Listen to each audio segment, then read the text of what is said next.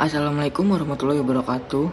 Saya Muhammad Azlan Lapi dari 108. Di sini saya akan menampilkan PPT dan menjelaskan peradaban pada masa awal Cina kuno. Nah, di sini ada kota-kota yang berada di peradaban Cina, yaitu satu kota Huaiyan, ada kota Xi'an, dan ada kota Luoyang. Selanjutnya ada monumen-monumen yang ada pada peradaban Cina. Satu, tembok Cina, ada tembok Buddha besar Cina, dan ada Monument of the People Heritage Cina. Selanjutnya ada penyebaran informasi. Pada zaman peradaban Cina kuno, bahasa yang digunakan adalah bahasa Tionghoa, dan tulisan yang terkenal pada zaman itu yang dipakai adalah tulisan Hanzi. Dan ada juga profesi-profesi yang ada pada masa peradaban awal Cina kuno, yaitu pertanian dan nelayan. Selanjutnya, infrastruktur dan administrasi. Pada peradaban Cina kuno memiliki infrastruktur dan administrasi yang sangat maju, yang memainkan peran kunci dalam pembentukan dan keberlanjutan kekaisaran serta kemajuan budayanya. Berikut adalah beberapa kegunaan infrastruktur dan administrasi pada peradaban Cina kuno. 1. Jaringan jalan dan kanal.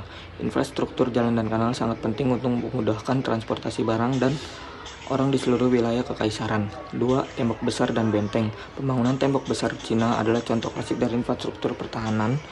Ini dibangun untuk melindungi wilayah kekaisaran dari invasi dan serangan luar. 3. Sistem perekonomian. Infrastruktur ekonomi seperti pasar dan perdagangan yang terorganisir membantu dalam pertumbuhan ekonomi dan sumber daya alam.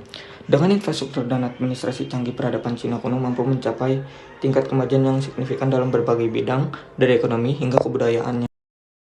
Kelas sosial. Kelas sosial pada peradaban awal Cina kuno, masyarakat dibagi menjadi beberapa kelas sosial yang mencerminkan struktur hierarki yang kompleks. Sistem ini sangat dipengaruhi oleh ajaran filsafat Konfusianisme dan Taoisme. Berikut adalah beberapa kelas sosial yang ada. 1. Kaisar dan keluarganya. Kaisar berada di puncak hierarki dan dianggap sebagai penguasa tertinggi. Keluarganya juga menempati posisi yang tinggi dalam hierarki. 2. Bangsawan dan pejabat pemerintah. Bangsawan dan pejabat pemerintah menduduki posisi tinggi dalam masyarakat.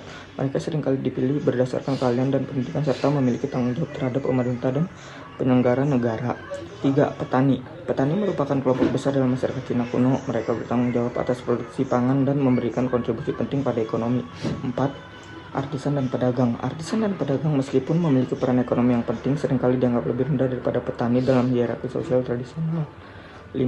Pekerja terampil. Pekerja terampil seperti tukang batu, tukang kayu, dan tukang besi juga ada dalam masyarakat. Mereka memiliki keahlian khusus dan menduduki posisi yang berbeda-beda tergantung pada tingkat keahlian mereka. 6. Budak. Budak merupakan kelompok paling rendah dalam hierarki sosial. Mereka tidak memiliki hak-hak yang sama dengan kelas sosial yang lebih tinggi dan seringkali menjadi milik orang lain. Sistem kelas sosial ini dapat bervariasi dalam berharga periode sejarah Cina dan terkadang dipengaruhi oleh perubahan dinasti atau perubahan kebijakan pemerintah. Nah, itu saja yang bisa saya jelaskan pada sejarah peradaban awal Cina kuno. Terima kasih. Assalamualaikum warahmatullahi wabarakatuh.